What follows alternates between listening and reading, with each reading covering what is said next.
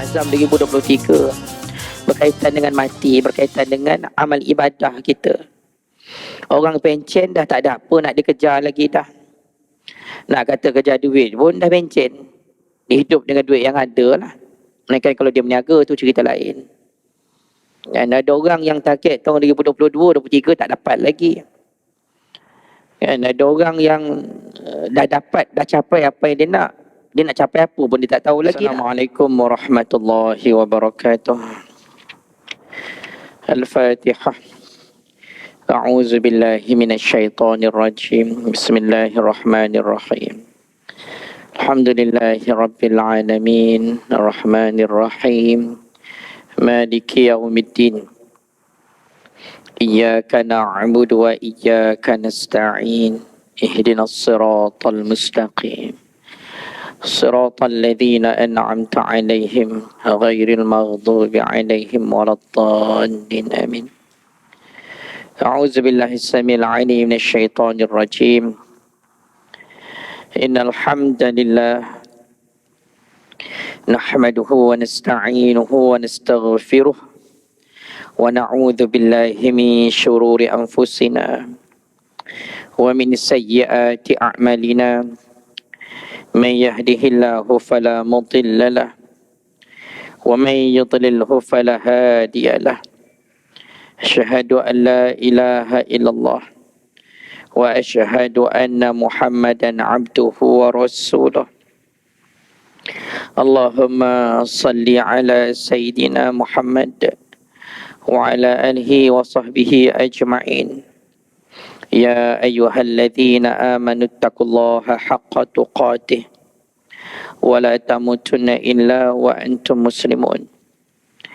Ya ayyuhalladzina amanu taqullaha wa qulu qawlan sadida yuslih lakum a'malakum wa yaghfir lakum dhunubakum wa man yuti'illaha wa rasulahu faqad faza fawzan 'azima. Allahumma aftah alaina hikmataka wanshur alaina min khazaini rahmatika ya arhamar rahimin. Allahumma aftah alaina futuhal arifin warzuqna fahman nabiyyin bijahil khatamil mursalin. Allahumma faqihna fid din wa 'allimna ta'wil wahdinas siratikal mustaqim. Allahumma arinal haqqa haqqan warzuqna ittiba'ah wa arinal batila batilan warzuqna ijtinabah. Alhamdulillahi rabbil alamin. Yang berusaha Tuan Nazir Masjid, Timbalan Nazir yang dimulakan Tuan Imam, Tuan Bilal, ahli jawatan kuasa masjid, para asatiza, ustaz-ustazah, para alim ulama, tuan-tuan dan puan-puan, sidang jemaah yang dikasihi sekalian. Alhamdulillah tuan-tuan, muslimin muslimat. Hampir sebulan kita dah masuk tahun 2023. Hampir sebulan lebih kurang. Kita masuk tahun 2023. Dan secara fitrahnya tuan-tuan, bila kita masuk tahun yang baru, dia bagi maksud makin bertambahnya tahun, makin bertambahlah umur. Bila makin bertambah umur kita, makin pendeklah hidup kita dekat dunia. Makin kuranglah masa kita untuk nak merasai nikmat dunia. Dan makin singkatlah masa untuk kita nak beribadah kepada Allah. Walaupun tak dinafikan, ada je orang muda yang mati. Tapi saya sebut tadi fitrah. Fitrahnya umur bertambah. Makin bertambah umur, makin pendek usia kita dekat dunia. Dengan sebab tu tuan-tuan, muslimin muslimat, kita ni dah kena ready dah. Dengan amalan-amalan yang boleh kita target tahun 2023. Apa amalan yang boleh kita buat, yang boleh kita nak membanyakkan, nak mencukupkan bekal kita lepas kita mati. Benda ni lah yang Nabi sebut dekat sahabat. Bila sahabat tanya dekat Nabi tentang orang-orang yang cerdik, Nabi kata orang cerdik ni aktsaruhum lil mauti dzikra, yang banyak ingat mati. Maknanya makin dekat, makin bertambah umur, ingat dekat mati. Bukan setakat ingat kat mati, kata Nabi, dia bersedia dengan amal untuk selepas kematian. Duk mikir, duk ngenang kan. Sambil-sambil duduk dengar kuliah ni. Kalau mati sehari dua ni dosa macam mana? Pahala setakat mana? Anak pula macam mana tinggal? Isteri pula macam mana? Cukup tak cukup bekal untuk anak? Dia orang cerdik tu, itulah Nabi ajar dekat kita. Bukan diukur dengan benda yang lain, tapi diukur dengan sejauh mana yang Nabi kata dia ni bersedia dengan amal selepas mati. Malam ni tuan-tuan, insya-Allah saya nak kongsi dengan tuan-tuan muslimin muslimat. Tengok setakat mana yang sempat. Lebih kurang ada 5 saya nak share kongsi dengan tuan-tuan. Azam kita tahun 2023. Okey, azam 2023 berkaitan dengan mati, berkaitan dengan amal ibadah kita. Orang pencen dah tak ada apa nak dikejar lagi dah. Nak kata kejar duit pun dah pencen. Dia hidup dengan duit yang ada lah. Melainkan kalau dia berniaga tu cerita lain. Dan ada orang yang target tahun 2022, 2023 tak dapat lagi. Dan ada orang yang dah dapat, dah capai apa yang dia nak. Dia nak capai apa pun dia tak tahu lagi dah. Tu nak kongsi sikit sebanyak beberapa amalan yang boleh kita buat. Yang hari kiamat nanti, kita ni cukup bekal untuk bertemu dengan Allah. Baik, muslimin muslimat yang dikasihi sekalian. Dalam hadis Al-Hafiz Hanad Ibn As-Sarri dalam kitabnya Ahzud berkata, Haddathana Isa bin Yunus عن الأوزاعي عن عثمان بن أبي سودة وتلا هذه الآية والسابقون السابقون أولئك المقربون قال هم أولهم رواحا إلى المساجد وأولهم خروجا في سبيل الله. Daripada Uthman bin Abi Saudah, sewaktu dia duduk dengan Nabi SAW, dia baca ayat Al-Quran daripada surah Al-Waqi'ah ayat 10-11. Surah Al-Waqi'ah ni tuan-tuan muslimin muslimat, Nabi pesan kat kita, siapa yang baca surah Al-Waqi'ah setiap hari Senin malam, di Senin malam Selasa, baca surah Al-Waqi'ah, akan dijauhkan daripada kemiskinan, dijauhkan daripada apa-apa. Sahabat ni baca ayat Al-Quran 10-11. Was-sabiqun as-sabiqun ulaikal muqarrabun. Apa maksud dia? Dan orang yang mendahului, orang yang mendahului. 2 kali Allah Ta'ala ulang. Orang yang berlumba-lumba ataupun orang yang mendahului. Was-sabiqun yang pertama. Yang kedua Allah Ta'ala sebut lagi. Was-sabiqun as-sabiqun. Orang yang mendahului. Siapa orang ni? As-sabiqun yang pertama maksudnya apa? Kata ulama tafsir, as-sabiqun yang pertama adalah orang yang mendahului orang lain dalam membuat kebajikan. Dia dengar je, saya bagi contoh masjid nak buat majlis buka puasa. Biasa kan masjid buka puasa kan. Kalau Masjid Al-Falah ni tuan-tuan, saya pun tak tahulah berapa kos satu hari buka puasa. Dulu saya dengar dulu RM2,500 sehari buka puasa. Ni tahun ni saya ingat tak lagi juga, mau juga 3-4 ribu juga sehari buka puasa. Masjid pun offer lah, katalah 3,000 buka puasa untuk 100 orang makan contohnya. Kan? Sini kan Masjid Al-Falah ni biasa nasi biryani je kan buka puasa. Tak ada nasi-nasi lain dah. Dia nasi biryani je. Letaklah RM20 satu kepala makan. RM20 lah katakan. RM20 kali pula dengan 200 jemaah lah katakan makan. Contoh saya kata 4,000 untuk satu malam. Dia dengar ni, oh masjid nak buka puasa untuk nak buat cari infak. Jenis dia dengar je, terus bagi duit. Berapa dia bagi terpulang atas kemampuan dia. Dia ada 4,000, dia bagilah 4,000. Dia puasa, dapat pahala buka puasa untuk diri dia. Hari tu dia sponsor makan 200 orang buka puasa kat masjid. Dia dapat pahala 200 orang berbuka puasa. Dia nak grab peluang tu. Dengar je masjid buka, dia terus letak duit kat situ. Yang terawal buat kebajikan. Terawal, yang paling awal. Dia dengar, ada orang susah, dia bagi. Dia dengar sahabat dia dekat, ada yang saudara-saudara dekat Kelantan, Terengganu banjir, terus bagi duit, bantu. Yang ni yang disebut dalam Al-Quran orang yang paling awal buat kebajikan. Tapi tuan-tuan, muslimin muslimat, saya pernah juga jumpa dengan orang yang last bagi duit, yang bagi kebajikan ni. Bila kita minta infak daripada dia kan, ayat biasa diguna apa? Mintalah kat orang lain dulu, nanti kalau tak cukup baru minta kat saya, dia kata.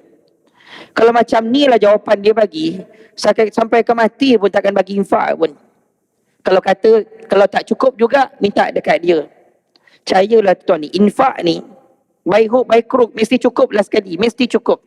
Akan ada satu dua orang manusia ni akan mencukupkan. Yang dia ni menunggu-nunggu. Nantilah dah, last baru dia bagi, last baru dia bagi. Last kali tuan-tuan, sampai ke sudah dia tak bagi pun. Sedangkan Al-Quran kata apa? Wasabiqun, yang ni orang yang mendahului. Dia bukan last, yang paling awal. Tuan-tuan, lepas ni dengar saja kebajikan, paling awal bagi. Kenapa kena bagi awal? Kemudian Allah Ta'ala sebut as-sabiqun yang kedua. Siapa as-sabiqun yang kedua? Kata ulama tafsir, inilah orang-orang yang selepas dia mendahului buat kebajikan terawal di dunia, hari kiamat, dia yang terawal menerima ganjaran pada hari akhirat. Dia yang paling awal. Inilah kelompok manusia yang pada hari kiamat, dia tidak perlu mencari Allah untuk nak merayu dapat tempat yang pertama di atas titian sirat. Tak perlu nak merayu, nak minta syafaat. Dia ni Allah Ta'ala cari, muslimin muslimat. Allah cari dia. Hari ni manusia yang hidup di muka bumi Malaysia lebih kurang 33 juta orang. Satu dunia, rakyat di dunia yang masih hidup lebih kurang 8 bilion, 7-8 bilion manusia. Hari kiamat, muslimin muslimat, bermula dari zaman Nabi Adam alaihi salam sampai berlakunya kiamat. Agak-agak berapa ribu bilion manusia masa itu. Yang masing-masing berjalan dibangkit dari kubur, berkumpul di padang mahsyar, mencari bantuan-bantuan untuk dipercepatkan masuk ke syurga. Tapi ada kelompok manusia ini dipanggil dahulu untuk merasai nikmat syurga. Nabi dengar ayat ni dibaca oleh sahabat. Lantas Nabi SAW menyebut ada dua golongan manusia yang terawal akan menerima ganjaran pada hari kiamat. Qala, Nabi pun bersabda, hum awwaluhum rawahan ilal masajid. Golongan yang pertama yang pada hari kiamat akan mendapat layanan istimewa. Yang pertama kata Nabi, mereka lah orang yang terawal mendatangi masjid untuk beribadah. Setiap kali solat berjemaah 5 waktu, dia bukan orang yang masbu'. Dia bukan orang yang menanti azan. Bukan orang yang datang selepas azan, tetapi menanti azan berkumandang. Dia dah bajet dah 5 minit, 10 minit sebelum azan dah sampai kat masjid. Jenis orang yang Nabi sebut dalam hadis sentiasa awal datang ke masjid. Kita ni tuan-tuan biasa awal ke masjid. Cuma kadang-kadang bila malas sikit, lambat sikit datang. Lepas dengar hadis dia tuan-tuan, Nabi beritahu, orang yang sentiasa awal datang ke masjid, hari kiamat dia awal masuk ke syurga. Ni Nabi sebut tuan-tuan. So target tahun 2023, 5 waktu solat berjemaah, setidak-tidaknya 3 daripada 5 awal dekat masjid. Dapat 5 waktu cantik. Tak dapat 5 waktu sekalipun, 3 dari 5 tu boleh awal. Alhamdulillah, muslimin muslimat. Cantik sangat dah. Ni target 2023. Kalau mati tahun ni, kita awal dapat ganjaran di akhirat. Sebab tu yang ni kena usaha. Beruntunglah tuan-tuan. So cak tahniah pada tuan-tuan muslimin muslimat yang memang dah set dah, disiplinkan diri sebelum azan berada di masjid. Alhamdulillah. Orang yang awal ke masjid ni, selain daripada hadis ni tuan-tuan, Nabi sebut 2 lagi hadis kelebihan orang yang jaga waktu solat. Satu, Nabi sebut dalam hadis, siapa man hafaza ala salawatil maktubati fi jamaah, siapa jaga solat 5 waktu. Dia jaga solat 5 waktu, maksudnya apa? Solatnya awal waktu dan dibuat berjemaah. Kata Nabi, dialah yang terawal akan melintasi titian sirat seperti kilat yang menyambar. Orang lain melintas titian sirat 15,000 tahun perjalanan, tetapi bagi penjaga-penjaga waktu solat yang dibuat berjemaah, awal melintas seperti kilat menyambar. Kilat nyambar tu macam mana tuan-tuan? Macam kita main lampu lah lebih kurang. Buka tutup lampu dalam masa 1 saat. Buka tutup macam tu lah. Orang ni terawal masuk ke syurga di atas titian sirat. Termasuk juga Nabi kata, siapa yang nampak bertemu dengan seorang lelaki, seorang hamba Allah Ta'ala yang berulang-alik ke masjid selama 40 hari tanpa tertinggal rakaat pertama. 40 hari dia ulang-alik kat masjid, solat 5 waktu, rakaat pertama tak pernah tinggal. Kata Nabi, dia dapat 2 pembebasan. 1 bebas api neraka, 2 bebas daripada sifat munafik. Ni hadiah Allah Ta'ala bagi untuk orang yang awal datang ke masjid. Yang ni Nabi sebut adalah hadis. Yang kedua tuan-tuan muslimin muslimat, yang terawal dapat ganjaran pada hari kiamat. Wa awwaluhum khurujan fi sabilillah. Dan mereka yang paling awal keluar berjihad pada jalan Allah Ta'ala. Jihad ni kalau zaman Nabi, muslimin muslimat, perang mati tu jihad. Even zaman Nabi sekalipun ada sahabat yang berperang, tak mati sekalipun dalam perang, sekalipun mati di atas katil, tetap juga dapat pahala jihad. Dan pahala jihad yang paling besar Allah Ta'ala akan bagi untuk yang paling awal berjihad. Sebab tu kedudukan sahabat Nabi yang Islam di Mekah tuan-tuan, Allah angkat darjatnya lebih daripada yang lain yang Islam di Mekah, yang disebut sebagai as-sabiqun al-awwalun, kelompok yang terawal masuk Islam, kemudian hijrah dekat Nabi bersama dengan Nabi di Madinah. Kelompok ni muslimin muslimat yang Allah Ta'ala sebut dalam Al-Quran, a'zamu darajatan indallah, dimuliakan mereka ini, tingginya lebih tinggi beberapa darjat daripada yang lain di sisi Allah Ta'ala. Tuan-tuan, kita tengok balik kisah antara beberapa sahabat Nabi yang Allah Ta'ala uji Islam mereka di Mekah, bukan di Madinah, di Mekah. Ketika mana di Mekah, orang Islam ni, sahabat Nabi yang masuk Islam daripada kalangan hamba antaranya, Nabi dah pesan dekat sahabat Nabi di Mekah, siapa yang masuk Islam, jangan isytiharkan keislaman, jangan bagi tahu pun tentang keislaman, sebab Nabi tahu kalau musyrikin Mekah tahu yang ini dah Islam, akan ada sahabat Nabi dibunuh, diseksa. Beza di Madinah. Di Madinah siapa nak Islam, isytiharkan Islam. Kenapa? Di Madinah Islam memerintah. Bila Islam memerintah, nak takut buat apa lagi dah? Dah boleh sembahyang depan orang ramai. Mekah tak boleh. Mekah jangan sama sekali tunjukkan keislaman. Tunjuk saja habis. Dalam diam-diam Islamnya sahabat-sahabat Nabi di Mekah, tetap juga ada orang tahu. Termasuk Bilal bin Rabah yang diseksa oleh tuannya Umayyah bin Khalaf antaranya.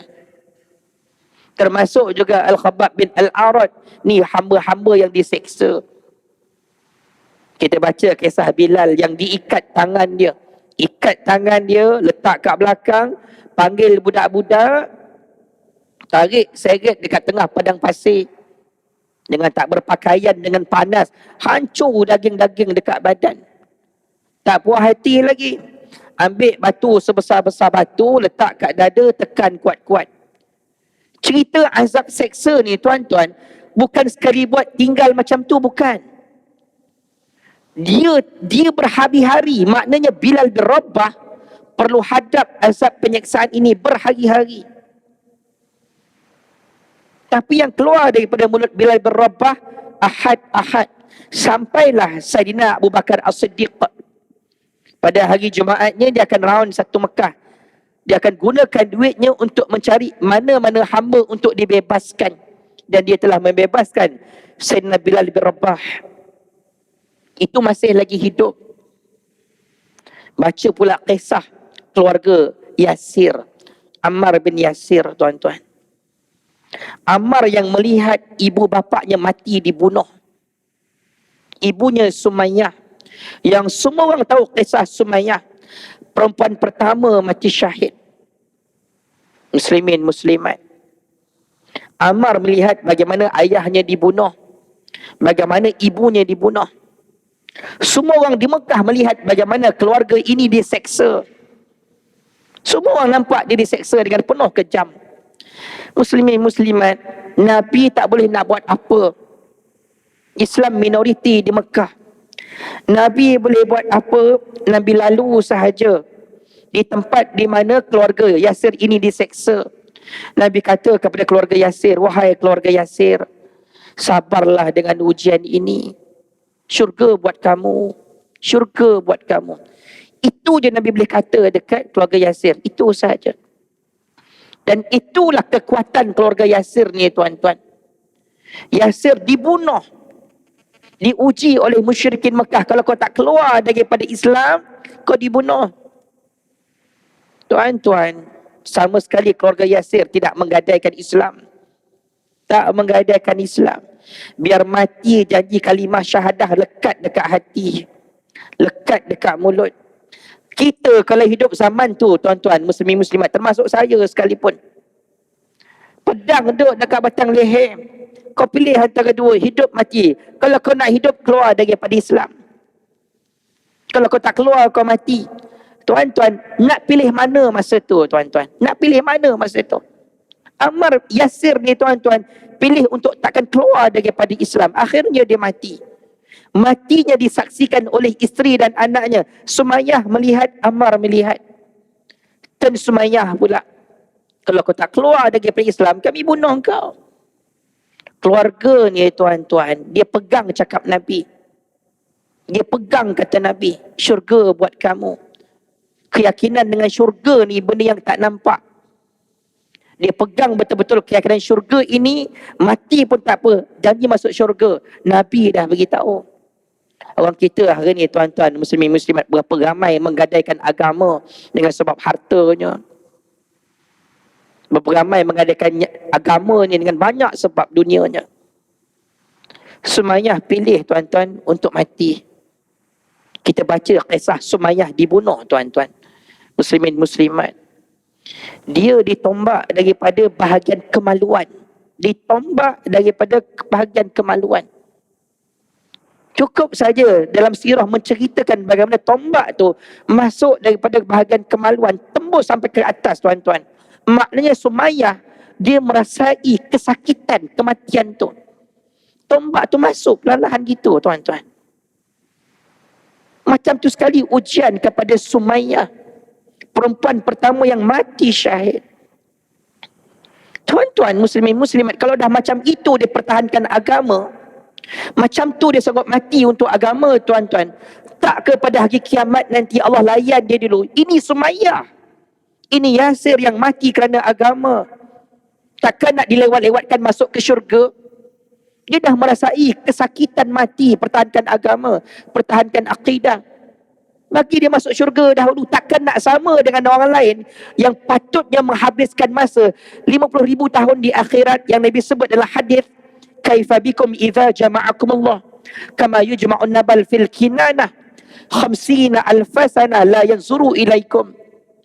Bagaimana keadaan kamu apabila Allah kumpulkan kamu semua, seperti mana Allah kumpulkan kembali anak panah dimasukkan ke dalam bekas panah. Selama 50,000 tahun Allah tidak melihat pun kepada kamu. Nabi sebut dalam hadis, orang biasa akan melalui akhirat 50,000 tahun akhirat. Satu hari akhirat bersamaan 1000 tahun dunia. Orang biasa, tuan-tuan. Takkan Sumayyah yang sakit begitu nak diberi laluan akhirat 50,000 tahun juga. Tak, tuan-tuan. Allah panggil Sumayyah, pergi masuk dulu Sumayyah ke syurga. Cukup, tak perlu nak lalui setiap tempat pada hari kiamat. Tidak diangkat pun buku catatan amalan. Masuk ke syurga. Ammar, tuan-tuan, Ammar bin Yasir, ibu ayahnya mati depan mata dia. Ammar nak keluar daripada Islam ataupun tidak. Dua persimpangan. Tak keluar Islam, mati. Kematian dia nampak depan mata dia. Tuan-tuan, dia masih tak keluar daripada Islam. Untuk Ammar, dia diseksa tuan-tuan. Seksaan yang dia hadapi berhari-hari tak berhenti-berhenti. Berhenti masa bila tuan-tuan muslimin muslimat? Berhenti masa yang pemukul dia tu, yang menyeksa tu dah sampai sakit-sakit tangan. Sakit tangan dah pukul dah. Ammar tak keluar juga daripada Islam. Dah pukul kuat pun tak juga keluar daripada Islam. Akhirnya yang pukul tu berhenti sebab sakit tangan duk mukul. Itulah dia berhenti. Besok sambung, lusa sambung. Akhirnya tuan-tuan, Ammar ini diseksa sampai hilang akal dia. Hilang akal dia. Dan pada masa itulah dia tak sedar yang dia telah menyebut keluar daripada Islam. Bila dia sedar tuan-tuan, bila dia sebut dia keluar daripada Islam, dia dilepaskan. Dan masa itulah dia tersedar yang dia dah keluar daripada Islam. Waktu dia terbayang-bayang, aku macam dah keluar daripada Islam, dia kata. Lepas tu dia jumpa Nabi SAW, menangis minta dekat Nabi, ya Rasulullah, aku tak berniat pun nak keluar daripada Islam, tapi kena seksa sampai aku tak sedar aku keluar daripada Islam. Nak buat macam mana ya Rasulullah? Nabi tak ada jawapan tuan-tuan, sebab ayat Al-Quran masih turun. Tak ada lagi ayat Al-Quran yang menyebut tentang kisah Ammar bin Yasir. Tak ada. Nabi duduk diam. Nabi tak tahu nak bagi jawapan apa. Sebab apa yang Nabi sebut, semua wahyu daripada Allah. Wahyu tak turun lagi. Tak lama lepas tu tuan-tuan, turun ayat Al-Quran yang telah membantu menyelamatkan Ammar. Ammar ni Allah yang selamatkan dia. Kata Allah, tidak berdosa, tidak bersalah. Orang yang dipaksa keluar daripada Islam. Ammar dipaksa tuan-tuan sampai hilang akal dia. Kalau dah macam itu pengorbanan Ammar, tak ke terawal masuk ke syurga tuan-tuan. Sebab tu Nabi sebut dalam hadis, orang yang terawal masuk ke syurga dapat ganjaran akhirat, orang yang terawal berjihad dalam agama ni tuan-tuan.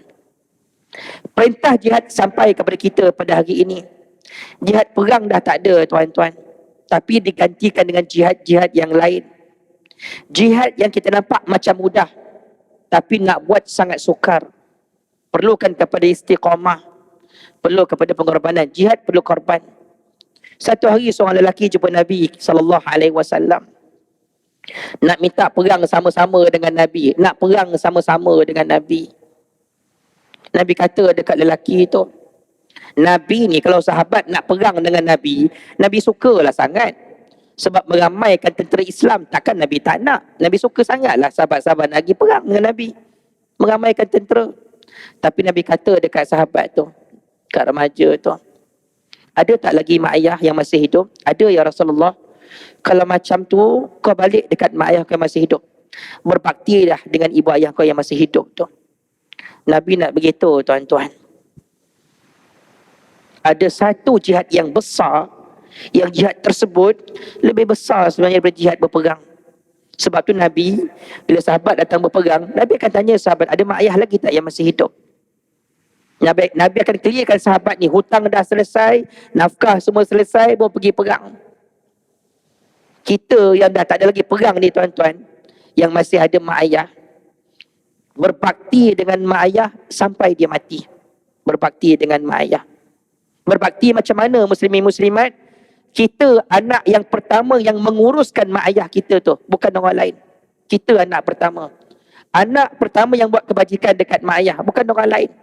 Walaupun kita ni anak bongsu, ada abang kakak dekat atas, tapi kita wafa dahulu. Nabi kata, pahala orang yang berbakti dengan mak ayah ni tuan-tuan, sama dengan pahala jihad pada jalan Allah Ta'ala.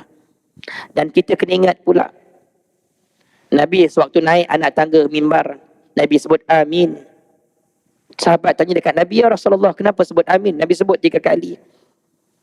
Salah satu kenapa Nabi sebut amin, Nabi kata, aku dengar malaikat kata, celakalah, rugilah anak yang hidup bersama ibu ayahnya sampai mak ayahnya mati, tetapi dia mati masuk neraka. Nabi kata, rugilah anak yang dia hidup dengan mak bapak yang tua, tapi anak tu mati masuk neraka. Kenapa muslimin muslimat? Dia mengabaikan mak bapak dia. So sebagai anak, jalan jihad kita dengan mak ayah kita. Sebagai suami, jalan jihad kita apa orang lelaki? Jaga keselamatan anak isteri kita, jaga ibadah dia, jaga aurat dia. Dan kalau ayah ini mati ketika mana dia didik anaknya taat kepada Allah, Dia cari nafkah untuk keluarga. Dia jaga aurat isteri dia. Dia mati ketika itu, dia mati dapat pahala mati syahid. Termasuk juga isteri. Isteri ni pula zaman Nabi, orang perempuan ni ramai-ramai hantar satu wakil jumpa Nabi SAW. Orang perempuan nak menyatakan isi hati dekat Nabi ni. Ngadu kat Nabi. Dan ramai-ramai tu cari seorang wakil jumpa Nabi. Ya Rasulullah, engkau sebut ya Rasulullah, orang lelaki kalau pergi perang, kalau mati, mati syahid. Kalau tak mati pun luka sekalipun dapat pahala mati syahid. Habis kami dapat apa ya Rasulullah? Dia orang perempuan nak tanya dekat Nabi. Nabi kata dekat orang perempuan, orang perempuan, awak semayang, kata Nabi, puasa, jaga maruah diri, taat dengan suami. Buat 4 benda ni, kata Nabi, boleh masuk mana-mana peti syurga yang boleh yang dia nak. Orang perempuan, kunci untuk nak mendapat mati syahid ini, apabila dia berkahwin sahaja, terletak pada suami dia. Selepas selesai, dia sembahyang, dia puasa, dia jaga maruah diri, aurat, dia jaga 3 benda, kunci tu duduk dekat suami dia. So, bila dia duduk dekat suaminya, orang perempuan memang tak ada pilihan. Taat kepada suami, dia jaga anak, taat dengan suami, itu kunci dia mati syahid. Kunci, pegang kunci itu betul-betul. Orang perempuan pula tanya, habis Ustaz, takkan taat buta tuli macam tu je kan? Taklah taat macam itu. Taat dengan manusia ini selagi mana manusia tersebut tidak melakukan maksiat kepada Allah. Taat dengan manusia tak sama dengan taat Allah dan Rasul.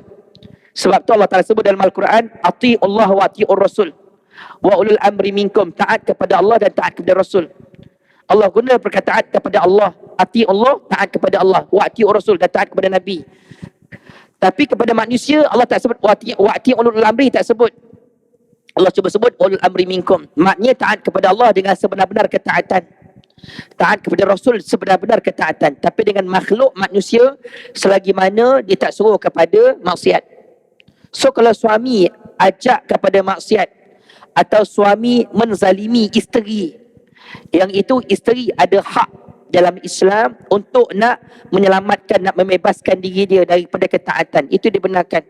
Yang tu tuan-tuan muslimin muslimat, buka saja enakmen Undang-Undang Keluarga Islam 2003. Ataupun orang perempuan tengok balik surat nikah, tengok dekat belakang surat nikah yang orang lelaki baca masa lepas akad nikah, lafaz ta'liq. Jika saya, ada orang lelaki baca kan lepas akad nikah, meninggalkan isteri saya, pukul isteri saya, tak bagi nafkah, dan kalau terbukti dia bayar RM1, sekarang tak pasti berapa ringgit, bayar dekat pejabat, dekat mahkamah, maka tertalaklah ia dengan talak khuluk. Yang itu boleh membebaskan isteri daripada suami yang zalim. Itu saja. Ataupun dalam enakmen Undang-Undang Keluarga Islam 2003, boleh juga minta nak membebaskan diri kita ni dengan cara fasakh. Fasakh boleh, khuluk boleh, minta cerai kalau tak dapat, boleh fasakh, boleh khuluk. Ataupun tebus talak satu lagi, bayar pula untuk nak melepaskan diri.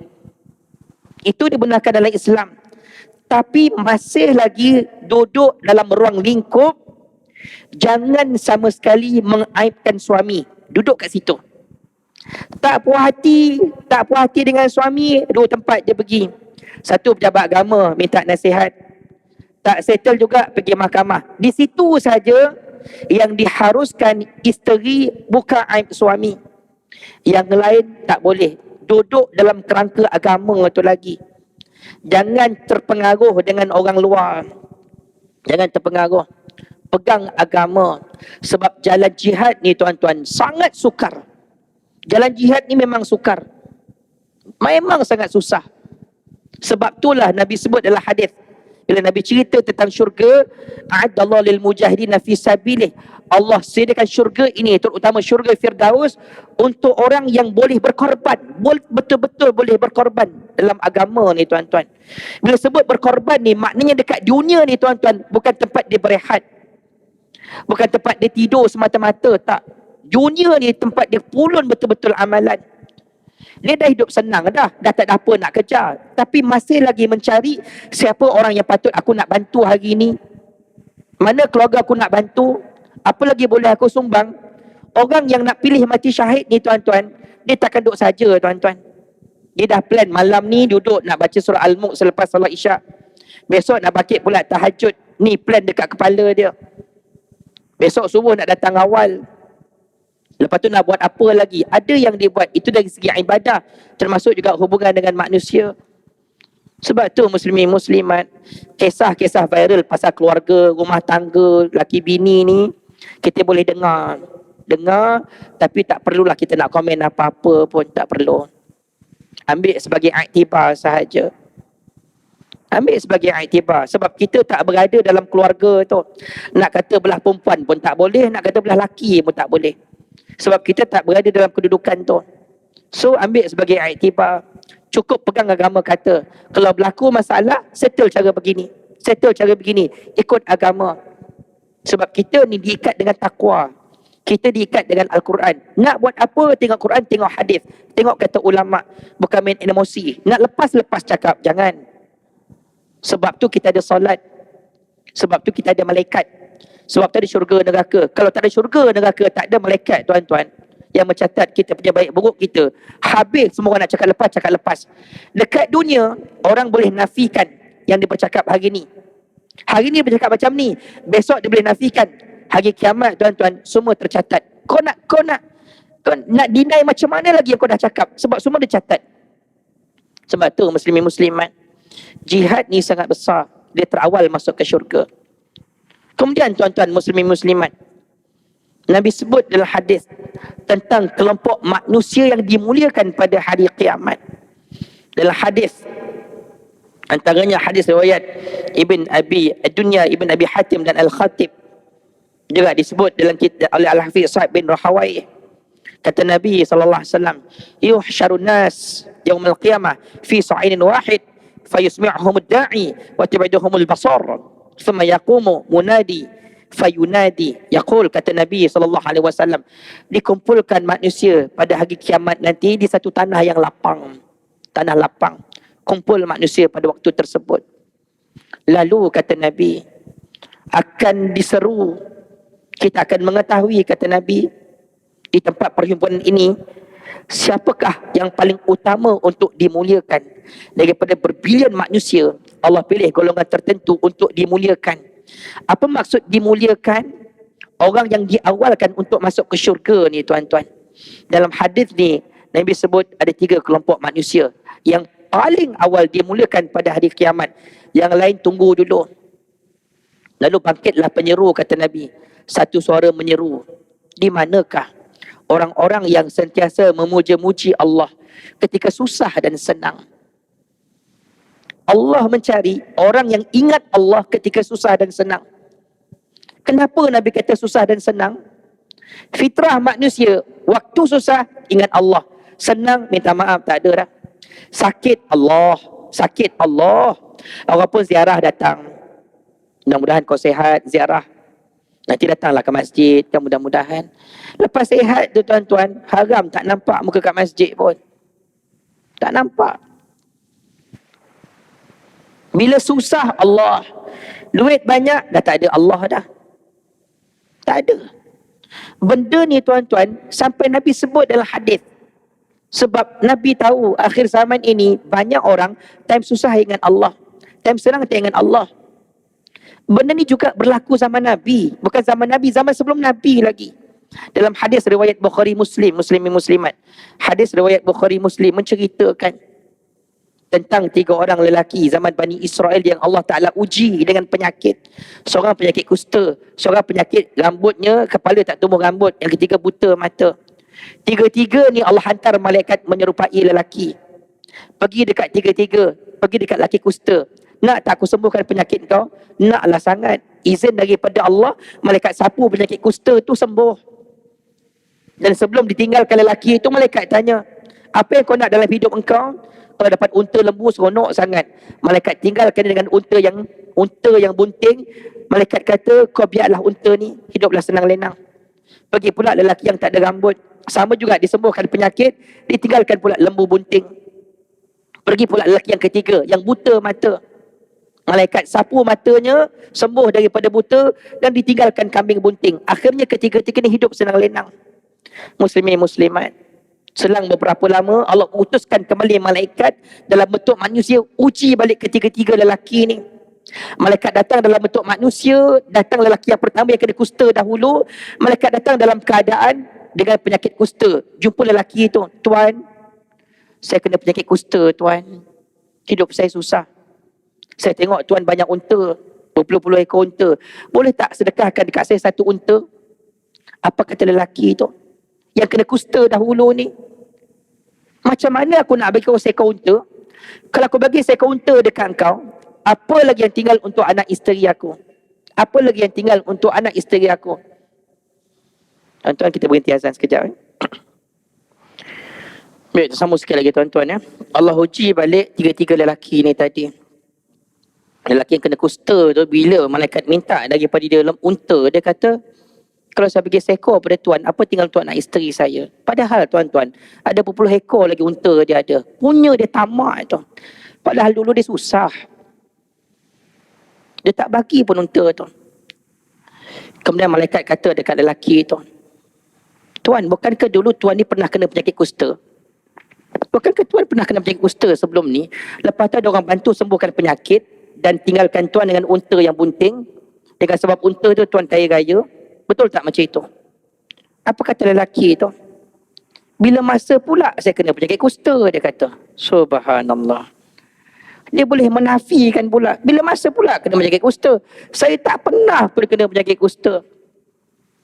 Unta yang saya ada banyak-banyak ni, dia kata, tak ada siapa pun yang tolong saya. Tak ada siapa. Unta ni saya dapat daripada mak ayah saya. Keturunan, warisan daripada mak bapak saya. Sebab itulah saya senang hari ni. Dia punya menyombong tu tuan-tuan. Perangai macam ni, hari ni pun ada kat orang macam ni kan. Lupa dia daratan, lupa asal usul dia. Dia boleh kata, saya tak pernah sakit, tak pernah susah. Sombong betul orang ni. Padahal kalau kau bagi seekor kan, takkan dapat hilang pun unta kau pun. Kalau kau mengaku kau susah pun, apa rugi dekat situ? Malaikat kata dekat dia, tuan, kalau tuan menipu tuan, Allah akan kembalikan tuan seperti asal. Malaikat tinggalkan dia. Betul tuan-tuan. Lepas tinggal dia malaikat, dia kembali kena penyakit kusta, hilang semua unta-unta dia. Kufur nikmat tuan-tuan. Masa susah ingat Allah, masa senang langsung kufur kepada nikmat. Sama juga malaikat pergi lelaki yang tak ada rambut tu, minta lembu. Sama juga, kalau bagi lembu apa yang tinggal? Malaikat kata, bukankah dulu kau ada penyakit? Disembuhkan, bagi lembu pula. Saya tak pernah ada penyakit, tak pernah susah pun. Sama juga. Malaikat kata dekat lelaki, kalau kau tipu, berdusta, kau kembali kepada asal. Malaikat tinggalkan dia, terus datang balik penyakit, hilang semua lembu dia. Malaikat pergi pula lelaki yang ketiga yang buta mata, yang malaikat bagi dia kambing. Minta seekor kambing, susah. Apa kata lelaki tu? Tuan, dia kata, dulu saya pun susah, dia kata. Dulu saya buta mata saya disembuhkan. Kalau tuan nak kambing tuan ambil lah berapa banyak kambing yang tuan suka. Yang tuan tak suka, tuan tinggalkan di sini. Ambil yang tuan suka. Nikmat melihat ni, mata ni lebih besar daripada kambing-kambing ni. Syukur daripada Allah. Malaikat kata dekat dia, tuan tinggallah, hiduplah dengan kambing-kambing ni semua. Dua orang lelaki kufur kepada Allah. Tuan yang masih syukur kepada Allah Ta'ala, hiduplah dengan aman damai. Tuan-tuan perasan tak hadis ni? Allah uji tiga lelaki kan? Tiga lelaki Allah Ta'ala uji. Yang kufur berapa ramai tuan-tuan? Kufur 2 orang. Yang syukur berapa ramai? Syukur 1 orang. Nabi nak beritahu apa tuan-tuan? Dekat dunia ni, bilangan yang kufur sangat ramai berbanding yang syukur. Sangat ramai yang kufur. Sebab tu dalam hadis ni, bila Nabi kata, di manakah orang yang memuji Allah ketika susah dan senang? Wa yaqumuna, kata Nabi, bangkitlah mereka yang memuji-muji Allah ketika susah senang. Wa hum qalilun, tapi malangnya bilangan mereka sangat-sangat sedikit yang ingat Allah ketika susah dan senang. Tuan-tuan, mudah-mudahan kita masuk kelompok yang sedikit ni, insya-Allah. Sikitlah. Syurga ni besar, tapi yang masuk tak ramai. Sebab yang syukur tu sangat sedikit. Yang datang ke masjid berjemaah tak ramai tuan-tuan. Doa pada Allah agar Allah Ta'ala jaga iman kita baik-baik. Dan kita doakan agar Allah Ta'ala bagi hidayah juga yang tak sampai, tak sampai ke masjid lagi ni tuan-tuan, insya-Allah. Tuan-tuan, saya minta izin untuk nak habis sekarang, dan minta izin nak kena balik awal sikit sebab saya ada kuliah online pukul 9 suku, nak kena ready dekat. Saya nak tengoklah tempat mana sesuai nak buat kuliah online ni. Saya minta izin untuk nak, dan insya-Allah bulan 2 pun saya mungkin tak ada sebab saya bawa jemaah pergi umrah bersama dengan sahabat saya Ustaz Jafi Abu Bakar Mahmudi. Kami akan buat jemaah pergi umrah bulan 2 nanti, insya-Allah. Okey. Wallahu a'lam. Bismillahirrahmanirrahim. Allahumma inna na'udzubika min 'ilmin la yanfa' wa min qalbin la yakhsha' wa min nafsin la tashba' wa min du'a la yustajab lah. Rabbi ja'alna muqimas shalah min dhurriyyatina rabbana wa taqabbal du'a. Allahumma barik lana fi Rajab wa Sya'ban wa ballighna Ramadan. Allahumma ya Allah, berkatilah kami dalam bulan Rajab dan juga bulan Sya'ban, dan pertemukan kami dengan Ramadan. Alhamdulillahirabbil alamin. Mohon ampun dan mohon maaf. Subhanakallahumma wa bihamdika asyhadu an la ilaha illa anta astaghfiruka wa atubu ilaik. Wa nasri ilan insana fi khusr ila alladziina amanu wa 'amilus solihati wa tawassaw bil haqq wa tawassaw bis sabr. Assalamualaikum warahmatullahi taala wabarakatuh.